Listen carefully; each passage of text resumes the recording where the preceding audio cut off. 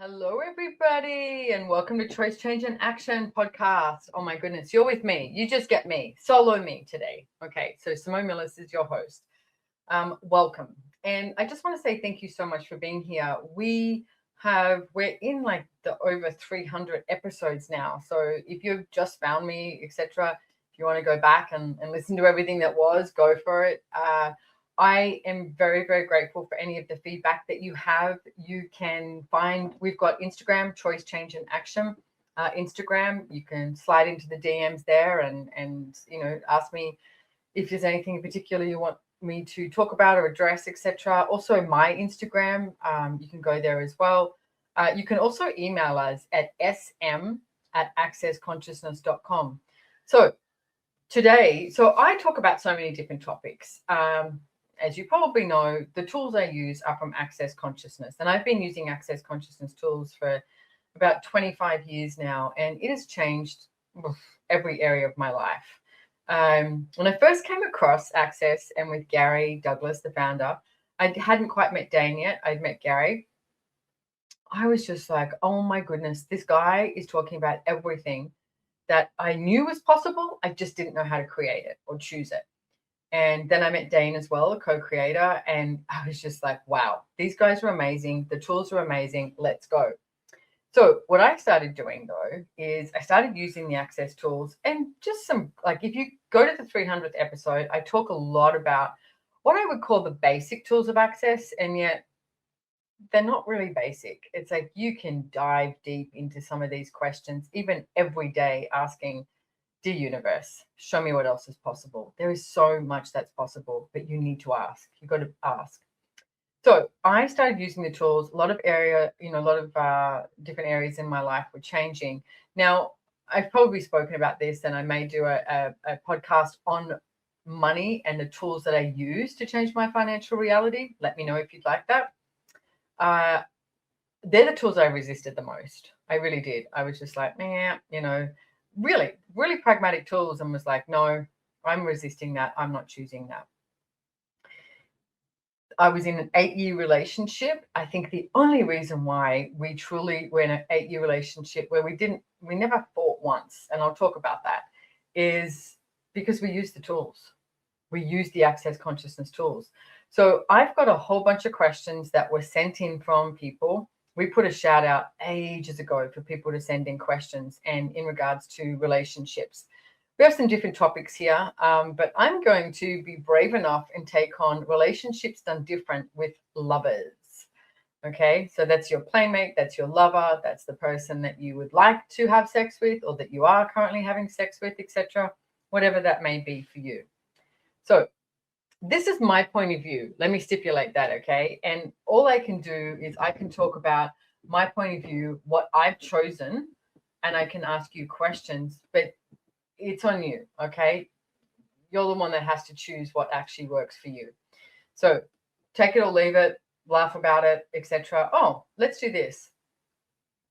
What if all your relationships that you have with your lovers, whether you have one or you don't have one, or you'd like one, or you want to get rid of one, whatever it is, can we please ask for more ease? And the mantra of Access is all of life comes to me with ease and joy and glory. Just tap into the energy of future lovers, current lovers, past lovers. What if all of life could come to you with ease and joy and glory? What if all of life could come to you with ease and joy and glory? And what if you no longer had to do relationships as this reality says that you should do relationships? I am a huge advocate of choosing what works for you. What do I mean by that? Well, you know what? I grew up a Catholic, went to a girls' private school, Catholic school, etc. It was very much, projected at you. You get married, you can get educated. That's good. Tick.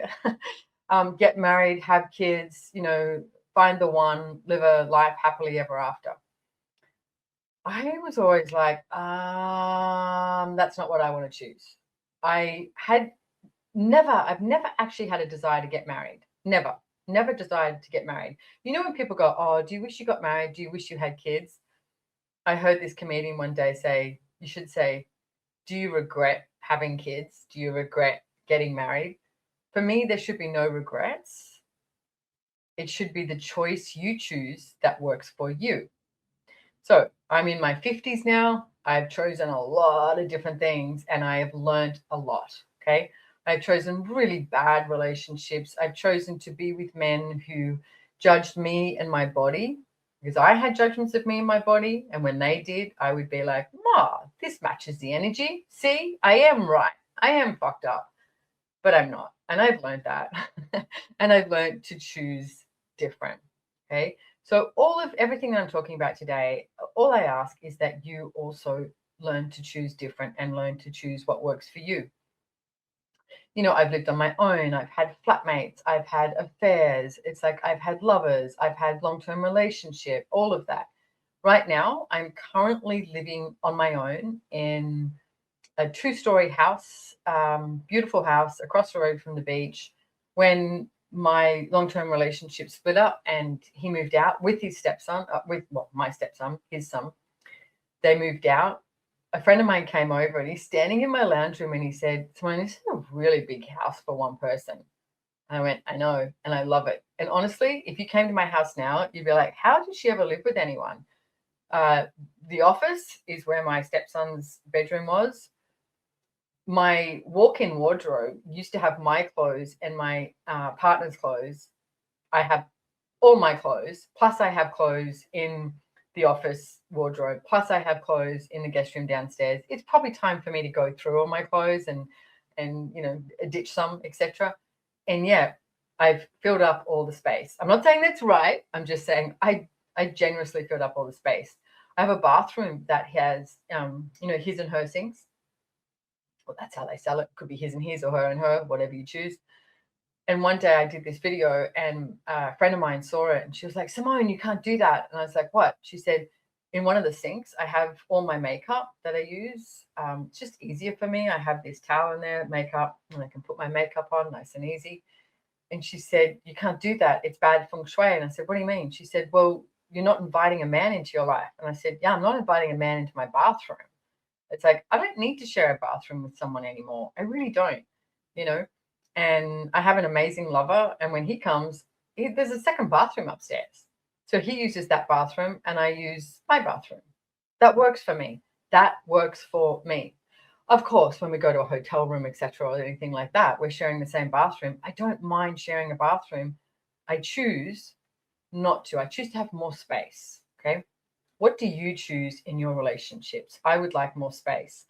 I always make the joke that if I was ever to live with anyone again, it'd have to be a really big house and possibly have east-west wings or something like that, or at least our own bedrooms and our own bathrooms, at least our own bathrooms. And even preferable, your own offices. Like everyone has an office each, or there's, you know, the main lounge room, etc., where everyone can be, or dining room, you know, and then, but there's a man cave, there's a woman cave, there's something where you have your own space. That's what I have learned in my mid-50s, to acknowledge that works for me. The person that I'm with is way better off if I actually have that. So look at your relationship. Are you trying to stick to them? Are you being needy with them? Do you need something that they are not willing to deliver? Because if I ended up being with someone in another long-term relationship and they needed to sleep in the same bed with me each night and they needed to share a bathroom, red flag for me, red flag. It wouldn't work. It'd end up driving me nuts. And everything I adored and loved about them, I'd probably end up hating. Okay. That's me. I love my own space. You know, when they say a man needs a man cave, I need a man cave too. I need a woman cave. I need a Simone cave. Okay. Do you need a John cave, a Sylvia cave, or whatever your name is? Do you need that space for you too? It's not wrong. Nothing you are choosing is wrong. Okay. Is everything working for you, or would you like to change something? Business, money, and profit. So profit is a willingness to have contribution in your life. Profit is that which expands your life, your business, and your finances. This class is not just for corporate business owners or entrepreneurs. This class is for anyone curious to discover what you can create in and as your life. Business, money, and profit. You can go to SimoneMilasas.com/Brazil. because I'm doing a class live in Brazil on the 21st of April. So let's start here. Let's see where we get to with some of these questions. So first one off the top, I love it. How do I know if they are the one? I'm laughing because it's something you brought up with, okay? It's in all the, I'm squidging around on my ball here. There's if you're not watching and you're just listening, I've got like a bouncy ball in my office. We grew up with, the fairy tales from a little girl, little boy, Prince Charming coming in on a white horse and, finding the one and da da da and all that, and live happily ever after. Okay, so what if everything you've been told about finding the one is a lie? So here's the access consciousness clearing statement. Everything that brings up, will you destroy and uncreate it? Right and wrong, good and bad, POC and POD, all 100, shorts, boys, perverts, creations, spaces, and beyond. So you can just say POC and POD. Here's the thing, again, what works for you, okay? I do know some people who have been with the same person their whole life, and sometimes it's been a short period of time or a longer period, and it's been a really beautiful creationship, is what I'm going to say. It's a new word, all right? What would it take to, get in the dictionary? We can just use it though. Instead of a relationship literally means the distance between two things. Ask, what would it take to have creationships in my life? And a creationship is where you create at least 20 times more together than what you would alone. So if you're looking for the one, even just look at the energy. I'm sorry. It's like, look at the energy. If you're looking for the one, what does the one mean to you? Like, what if you decided that means? Because it doesn't really have this lightness to it. Like, oh, wow, I found someone that would be really fun to play with. I found someone who's kind and who's nurturing. And I'm in total allowance of them and they're in total allowance of me. It doesn't have that. That's a creationship. It has more the energy of they are the one and they are the answer and the conclusion and the result I've been looking for my entire life, and usually not based on your point of view. It's based on this reality's point of view, your parents, your grandparents, your friends, your whoever. So everything is that is time to Godzilla, where you destroy and uncreate it. Right, wrong, good and bad, POC and POD, all 100, shorts, boys, perverts, creations, bases, and beyonds. So I would stop looking for the one. That would be me. Now, what if you could look for somebody who would be a contribution to your life and living? And for this moment, like, how many of you have a point of view that you must find someone and that must be it? Like, even the house I live in, I remember years ago someone said to me, but this is your home. This is your forever home. I remember looking at them thinking, why is it my forever home? Just because I'm in my 40s doesn't mean this is my forever home. And currently, whole other topic, what I'm doing is looking at creating more homes. I would like a home in the Mediterranean. I would like a home in Costa Rica, building a private casita at El Lugar. Amazing. That more matches the energy of what I would like. That's choosing for me. Okay. So yeah, this is a beautiful home, but it's not my forever home. This is where I'm going to live to the day I die. No, it's a home I choose that I receive and welcome for the nurturing energy that it is. And I've learned to create that with my home. You can do that with a person as well, another being. It's like, what if you asked instead for someone to show up that was kind, caring, nurturing, and fun? Like fun to play with, that you went, excellent, they're here. And it put a smile on your face, that sort of energy. Okay, so the next one is, why does my partner pull away? Now, I think this is a really, really interesting question, because I can guarantee you this is probably from a woman or a man who's functioning like a woman. Okay, what do I mean by that? Well, men tend to be a little more direct. They use less words. They don't need to discuss everything. They don't need you to find an answer to what they've decided is a problem. They process things in a really different way. If you have a man in your life, or you are a man, maybe you play video games. Maybe you just like to sit there and watch, TV for a bunch of hours, or,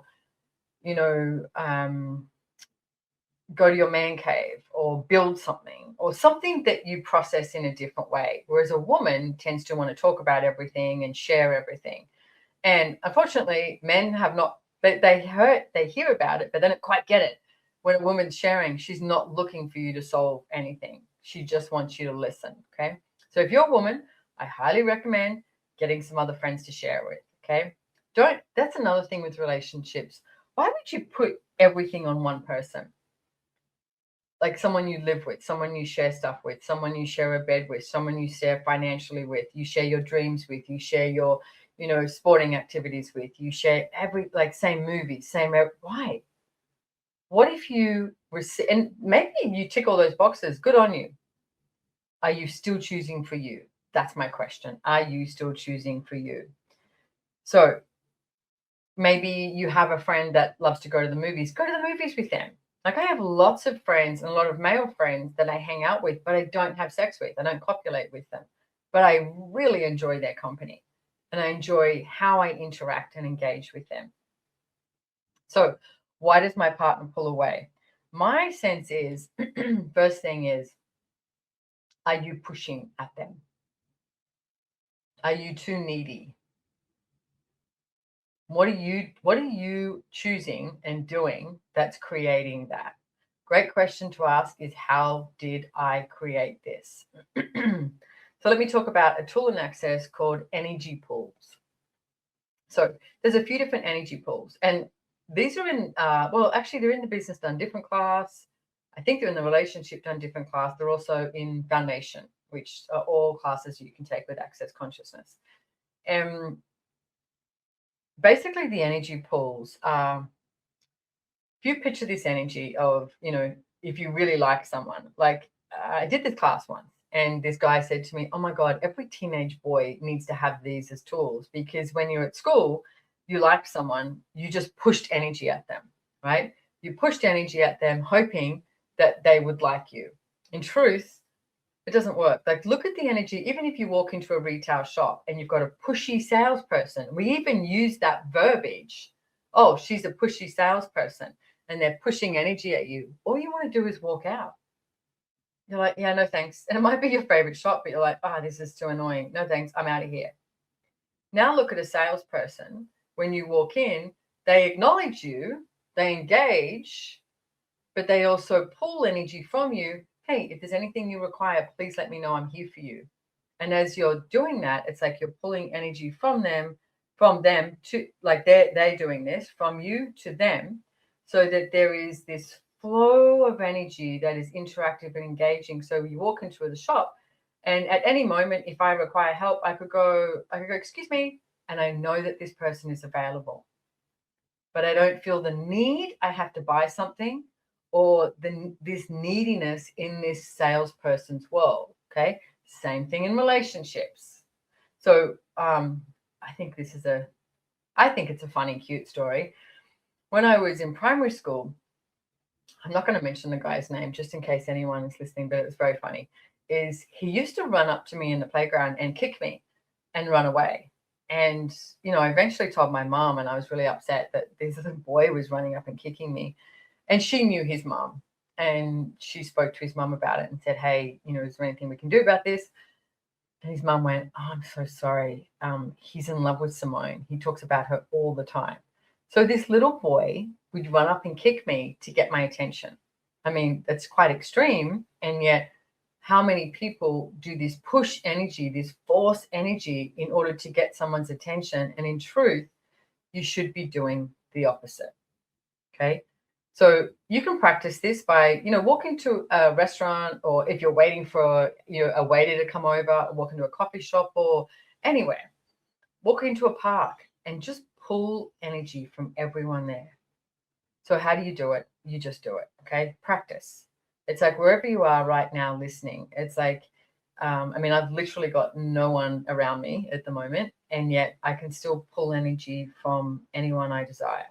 Okay. So pull energy from anyone you desire, and you can pull, but if you walk into a coffee shop, etc., pull energy from the people there, from them. It's like almost like a rope. Are you pulling energy from them to you? Okay. To you and through you.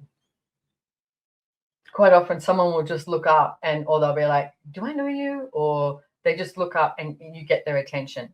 If you're in sales, this is amazing. If there's someone's attention you want to get, this is amazing. Okay. So pulling energy from them to you. So it's got this like a flow, and it's malleable and it's interchangeable. It's not desperate and it's not needy and it's not force. You're not trying to control anything. In truth, you are manipulating because you're pulling energy. Okay. But you're not trying to control anything. You're just pulling energy from them. Hi. Hi. What's up? Okay. By the way, what if we started back with old school engagement? I love that old school engagement of literally talking to people. Put your friggin' phone down, talk to someone, look them in their eye when they're actually talking to you. So, why does your partner pull away? Might be because of this. So, what my suggestion is pull energy from them and to you. Give it space, all right? So, even the other thing, okay, I just want to talk about the flip side of that too. So when you're just doing something randomly and you start thinking about someone, you're like, oh, I can't stop thinking about this person. Are you thinking about them or are they thinking about you? Quite often you are in their awareness and you start thinking it's you. And is it you or is it them? Ask that question. Okay, truth. Are they thinking about me? Yep. Okay, cool. So you can choose. You can choose to like pull away from them, or you can choose to actually flow them energy. And when you flow them energy, it creates this like equilibrium between the people. Because what are you looking to create? Are you looking to create a relationship where it's all about control? Please don't answer that. Or are you looking to create something that is greater than what you currently have?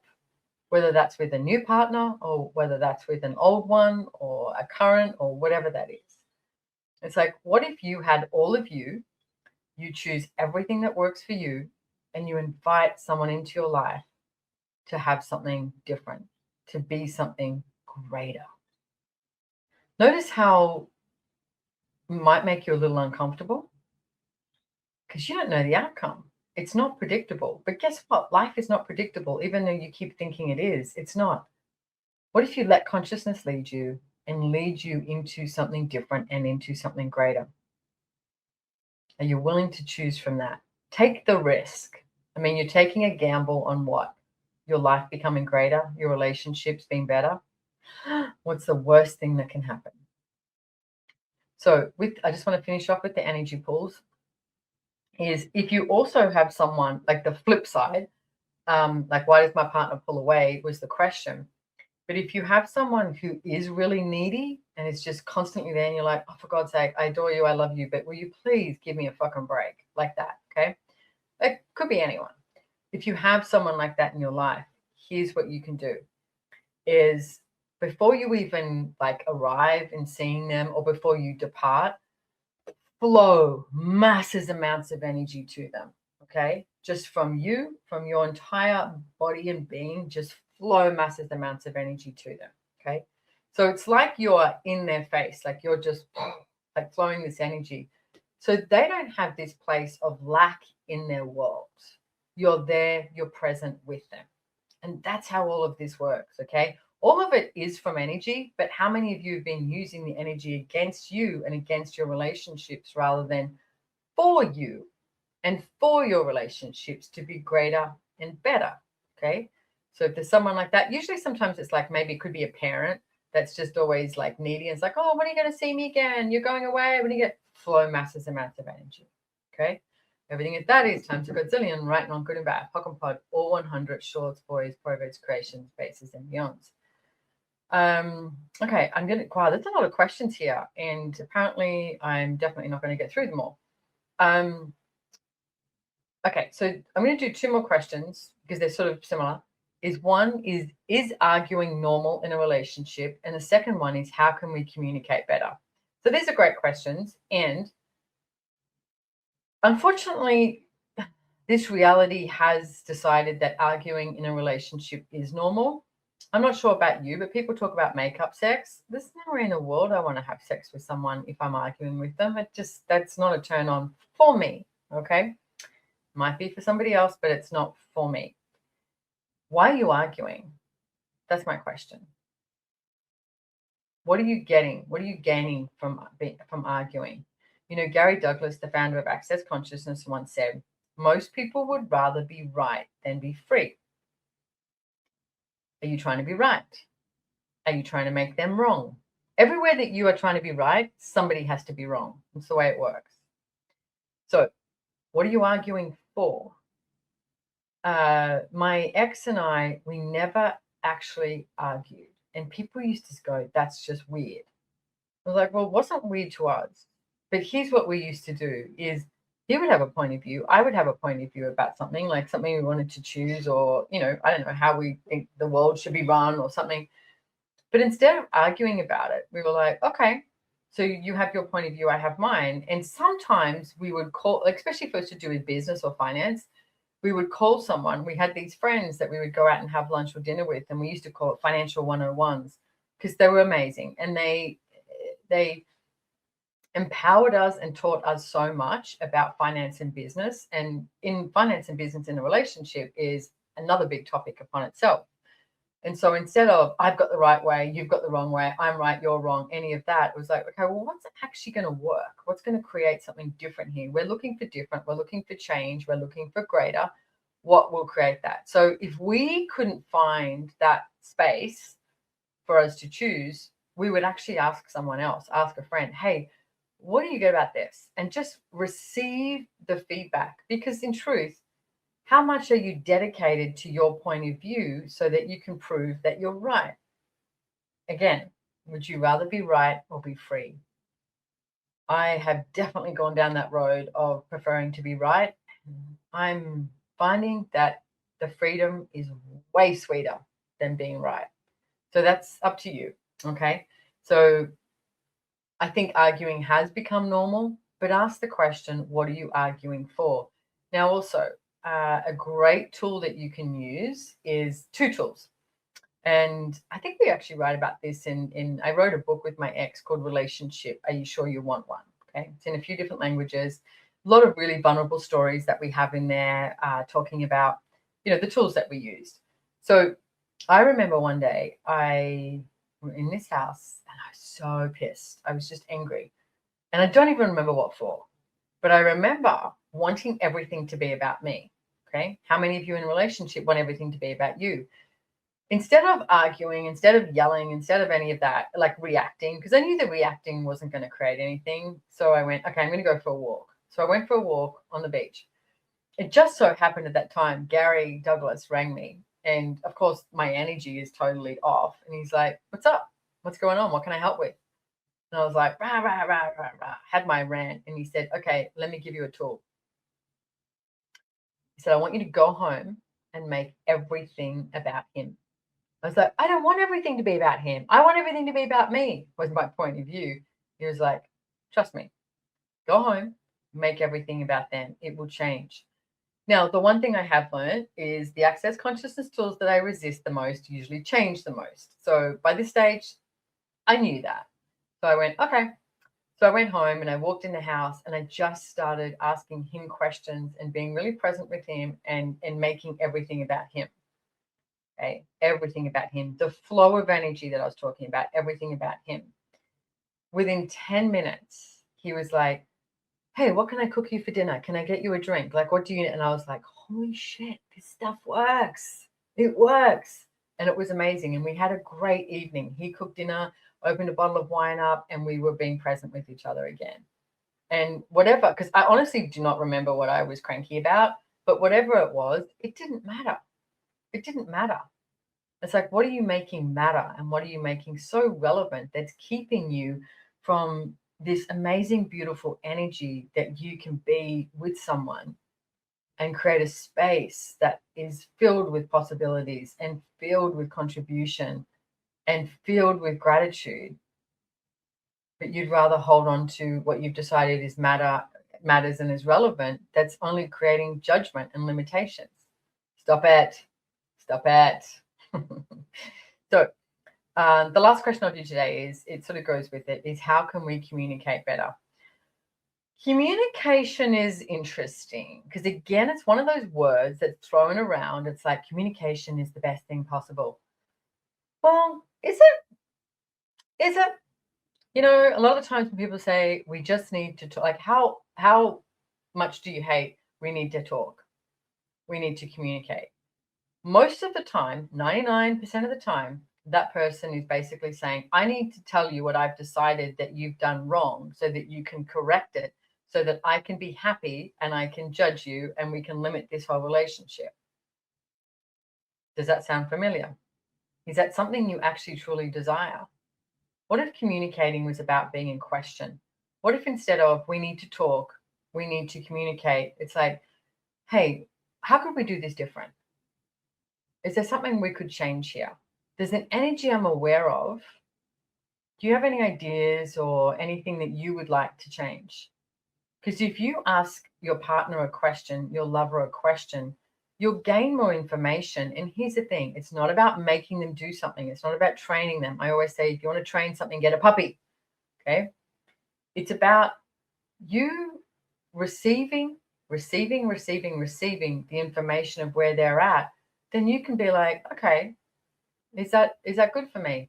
Yeah, I can change that. I can choose that, because it's not choosing against you, it's choosing for you. Or, you know what? I'm not so sure that's going to work. And not from resistance and reaction, from, and this is great, I've had this conversation twice. Have we done what we were meant to do together? Have we done what we were meant to do together? I mean, you were in this relationship with someone, they became your lover because you were obviously had fun with them and attracted to them and their playmate and blah, blah, blah. You had gratitude for them. And now all of a sudden you hate them. Do you hate them?